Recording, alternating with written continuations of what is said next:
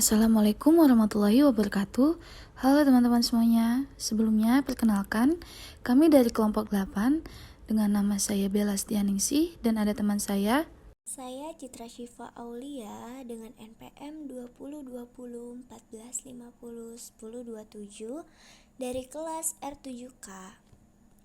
Di sini kami akan membahas mengenai apa saja sih kira-kira dokumen-dokumen yang harus disiapkan dalam kegiatan perdagangan luar negeri. Mari kita simak bersama pembahasan tersebut. Di sini, dokumen perdagangan luar negeri dibagi menjadi 3 kelompok. Yang pertama yaitu ada dokumen induk, yaitu dokumen inti yang dikeluarkan oleh Badan Pelaksana Utama Perdagangan Internasional yang memiliki fungsi sebagai alat pembuktian pelaksanaan suatu transaksi. Yang kedua yaitu ada dokumen penunjang, gunanya untuk memperkuat keterangan yang terdapat dalam dokumen induk. Dan yang ketiga yaitu ada dokumen pembantu, dokumen yang diperlukan untuk membantu para pelaksana untuk tugas lanjutan. Selanjutnya yaitu ada jenis-jenis dokumen induk yang dapat dibagi menjadi 4. Yang pertama yaitu ada dokumen pengangkutan, yang kedua yaitu ada faktur atau invoice, yang ketiga yaitu ada letter of credit, dan yang keempat yaitu ada dokumen asuransi. Di dalam dokumen pengangkutan terdapat 3 jenis dokumen yang berbeda. Yang pertama yaitu ada bill of lading atau surat tanda terima barang yang telah dimuat di dalam kapal laut dan sebagai bukti adanya perjanjian pengangkutan barang melalui laut. Yang kedua yaitu ada airways bill, yaitu dokumen pengangkatan udara yang berupa kontrak pengangkutan melalui sarana transportasi udara. Yang ketiga yaitu ada railway note atau dokumen pengangkutan barang melalui sarana kereta api yang lazim dilakukan di negara-negara yang berbatasan darat dengan negara lain dan telah memiliki akses langsung railway. Contoh negara di wilayah Asia Tengah dan Eropa. Atas penyerahan barang yang diangkut melalui kereta api, eksportir akan menerima surat angkutan kereta api. Selanjutnya, jenis dokumen induk yang kedua yaitu ada faktur atau invoice. Faktur atau invoice merupakan dokumen yang dikeluarkan atau diterbitkan oleh pihak penjual sebagai tagihan atas transaksi yang terjadi. Faktur merupakan dokumen penting dalam perdagangan luar negeri karena dengan melihat invoice kita dapat mengetahui berapa jumlah dan harga barang yang diperjualbelikan, jumlah penutupan asuransi, dan besarnya biaya masuk yang harus dibayarkan. Faktur invoice dapat dibedakan menjadi 3. Yang pertama yaitu ada pro forma invoice, yang kedua yaitu ada commercial invoice, dan yang ketiga yaitu ada consular invoice.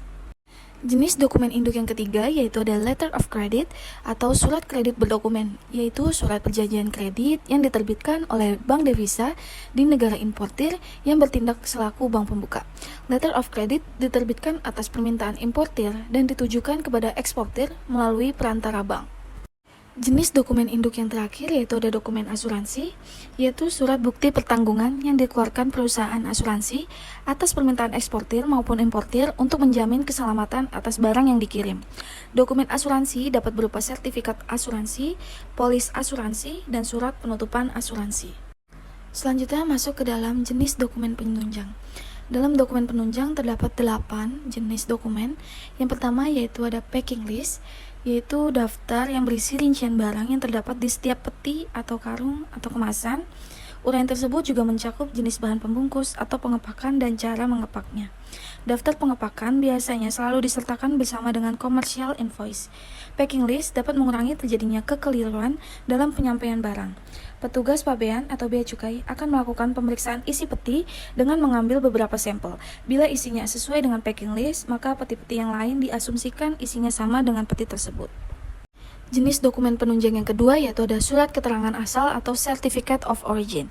Surat keterangan asal atau SKA adalah dokumen yang harus disertakan pada waktu barang ekspor Indonesia memasuki wilayah negara tertentu sebagai bukti bahwa barang tersebut berasal, dihasilkan, atau diolah di Indonesia. SKA diterbitkan oleh instansi penerbit SKA atau IPSKA, yaitu instansi, badan, lembaga yang ditetapkan oleh Menteri Perdagangan dan diberi kewenangan untuk menerbitkan SKA. Jenis SKA yaitu dapat dibagi menjadi 2. Yang pertama ada SKA preferensi, digunakan dalam rangka memenuhi ketentuan yang ditetapkan oleh suatu negara atas kelompok negara terhadap ekspor barang-barang tertentu yang berasal dari suatu negara lain berdasarkan perjanjian internasional atau unilateral.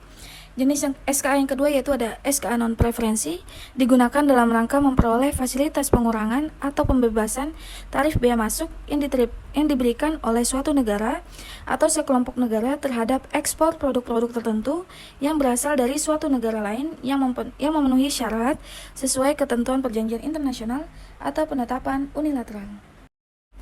Jenis dokumen penunjang yang ketiga yaitu ada surat keterangan pemeriksaan atau Certificate of Inspection, adalah surat pernyataan yang berisi keterangan mengenai barang yang dibuat oleh surveyor independen, juru pemeriksa barang, atau badan resmi yang ditunjuk oleh pemerintah dan dikenal oleh dunia perdagangan internasional. Dokumen ini sangat penting bagi importir karena memberikan jaminan terhadap mutu barang, jumlah barang, ukuran barang, berat barang, keadaan barang, cara pengepakan barang, dan jumlah satuan barang dari masing-masing kemasan atau pengepakan. Selanjutnya, jenis dokumen penunjang yang keempat yaitu ada sertifikat mutu barang atau Certificate of Quality.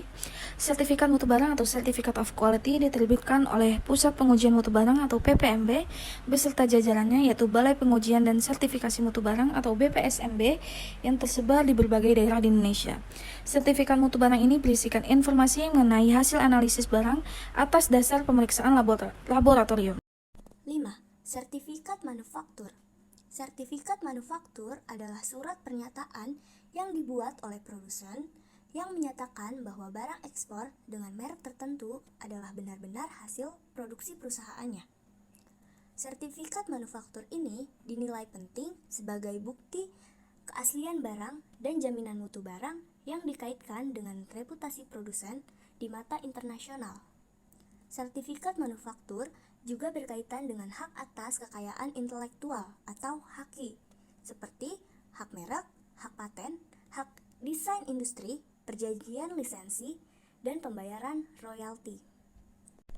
Yang keenam yaitu keterangan timbangan atau weight note. Keterangan timbangan atau weight note adalah catatan yang berisi rincian berat dari setiap peti atau kemasan yang menyebutkan berat kotor dan berat bersih. Dihimpun menjadi satu daftar yang total keseluruhannya sama dengan total berat kotor dan total berat bersih yang tercantum dalam commercial invoice. Keterangan timbangan atau weight note sangat penting, artinya bagi barang yang harganya ditentukan berdasarkan berat. Keterangan timbangan juga penting dalam kaitannya dengan pemilihan alat bongkar muatan atau alat angkut yang sesuai dengan berat tiap kemasan tersebut, seperti penyediaan truk, trailer, atau forklift, dan kesesuaiannya dengan syarat kondisi jalan yang dilalui. Keterangan timbangan juga penting untuk menghitung besarnya ongkos angkut barang via kapal laut. 7. Daftar kubikasi. Daftar kubikasi atau daftar ukuran adalah daftar yang berisi ukuran dan takaran dari setiap peti atau kemasan yang biasanya dinyatakan dalam volume atau kubikasi. Total volume yang ada di dalam daftar kubikasi harus sama dengan total volume yang ada di commercial invoice. Daftar kubikasi sangat penting untuk barang-barang yang didasarkan pada volume barang. Daftar kubikasi juga digunakan untuk menentukan alat bongkar muat dan alat angkut yang sesuai, serta untuk menentukan besarnya ongkos angkut. Dalam perdagangan luar negeri, daftar kubikasi sering disajikan dalam satu daftar kombinasi dengan packing list dan weight note. Ketiga dokumen ini biasanya dibuat sendiri oleh eksportir. 8. Pemberitahuan ekspor barang atau PEB dan pemberitahuan impor barang atau PIB. Barang yang akan diekspor dari Indonesia atau diimpor ke Indonesia wajib memberitahukan ke kantor Dirjen Bea dan Cukai dengan mengisi formulir pemberitahuan ekspor barang atau pemberitahuan impor barang. PEB atau PIB dapat disampaikan dalam bentuk data elektronik, PDE atau media penyimpan data, atau tulisan di atas formulir. Dapat juga disampaikan melalui portal INSWE. Dalam hal kantor pabean telah terhubung dengan portal INSWE atau Indonesia National Single Window. C. Dokumen pembantu. Dokumen pembantu terdiri dari 3 jenis, yaitu 1. Petunjuk pemakaian atau manual instruction. Petunjuk pemakaian atau manual instruction adalah keterangan rinci mengenai tata cara dan tata kerja suatu alat, termaksud uraian mengenai proses produksi dari suatu komoditi.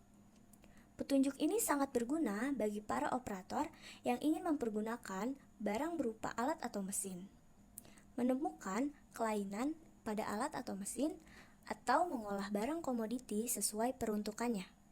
2. Skema tata letak mesin atau layout scheme. Skema tata letak mesin atau layout scheme adalah gambar denah tata letak mesin di dalam pabrik yang susunannya disesuaikan dengan urutan proses produksi dan bertujuan untuk memperoleh efisiensi dan produktivitas yang optimal pada saat berproduksi.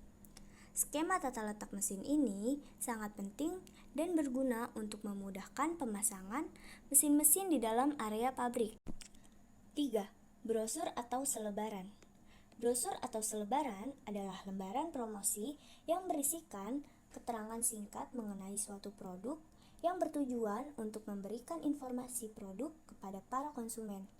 Brosur dan selebaran juga menampilkan gambar produk, uraian singkat tentang produk, manfaat produk, keunggulan produk dibanding produk sejenis, nama dan alamat produsen, nomor telepon bagian pemasaran, izin usaha, izin industri, merek dagang, dan lain-lain.